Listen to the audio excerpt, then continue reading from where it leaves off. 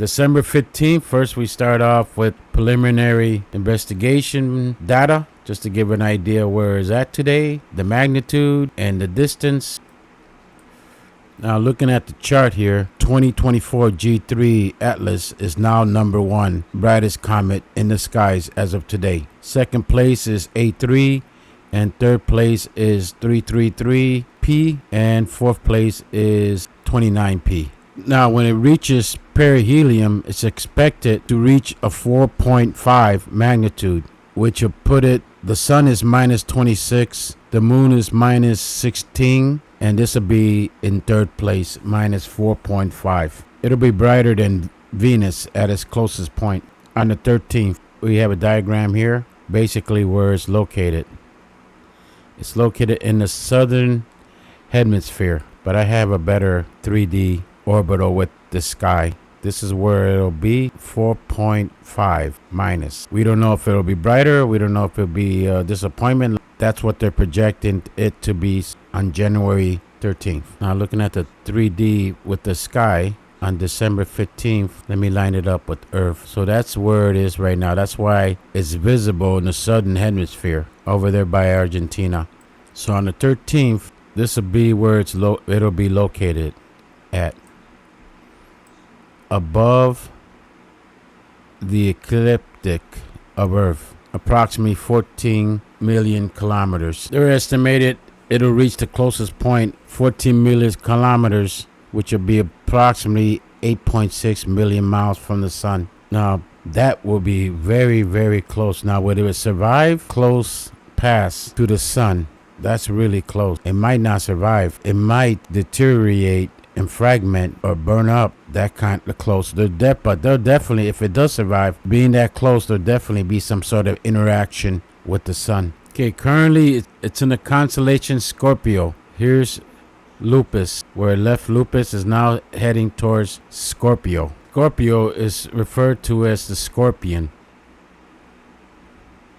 Looking at the constellation guide, here's the site right above. It talks about the scorpion constellation, which lies in the southern skies. It represents the scorpion in association with the story of Orion in Greek mythology. Scorpion is one of the zodiac constellation first categorized by the Greek astronomer. First century astronomer Ptolemy improved on Aristotle by accurately tracing the paths of the planets, which didn't move haphazardly after all.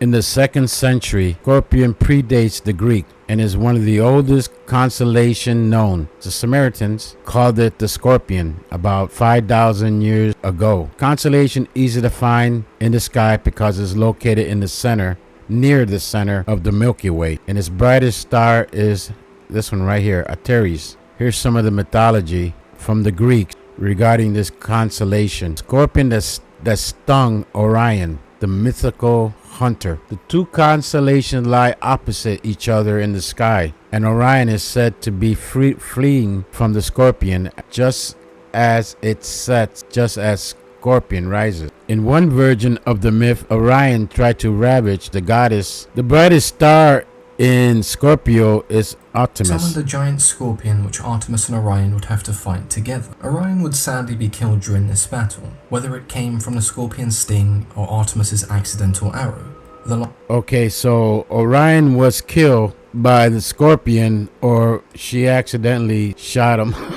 There's more on this Greek mythology. There's the link right here. Here's the site right here. Okay, Artemis. And she sent the scorpion to do away with him. In another version, it was the earth that sent the scorpion after Orion had boasted that he could defeat any wild creatures on earth. So in ancient time, the constellation of Scorpio was significantly larger and composed of two hides, one of the scorpion body and the sting, and containing the claw. The latter is called claws. The 1st century BC, the Romans turned the claw into a separate constellation, Libra, the scale. So we have an Orion connection. Now in this one here, constellation of words, it gets more in depth. There's the scorpion. Let's see what sticks out.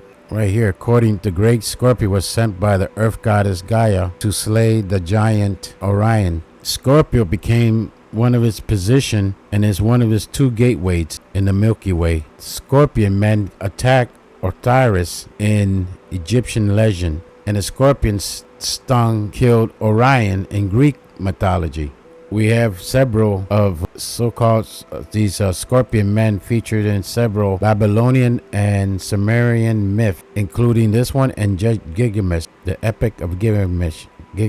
They stand guard outside the gates of the sun god and close the door after him when he returns to the underworld at night. Now we go a little here, Greek mythology, and I've seen that word before on the other video. It basically says seals, the animals, also known as mythical creatures in Irish, Icelandic, and Scottish legend that can transform themselves from seals to humans. So according to this, Orion was a giant. The Arabians referred to it as the scorpion also. The Persians had a scorpion also. Here's a civilization that I covered on the first video I did on the comet. Wolf, the civilization right here, and I'm drawn to go back to it because it talks about the Euphrates. It goes way back 5000 BC. I haven't mentioned Enoch yet.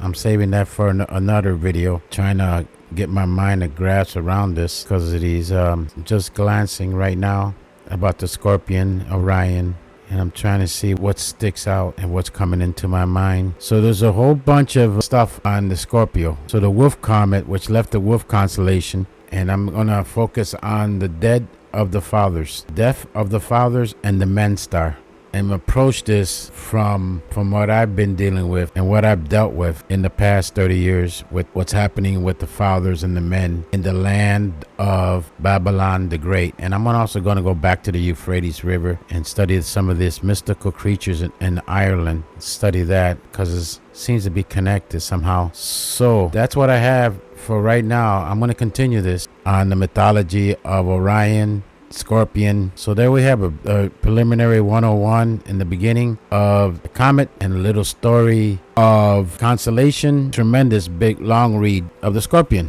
Apparently Scorpion's been identified by that also too. I think it originated from Enoch, and I'll check up on that, but I'm pretty certain it did. And the sea scorpion, I'm gonna dive into that one too. It was a great giant scorpion, was sent by Earth goddess Gaia to slay the giant Orion when he threatened to kill all the beasts of the earth.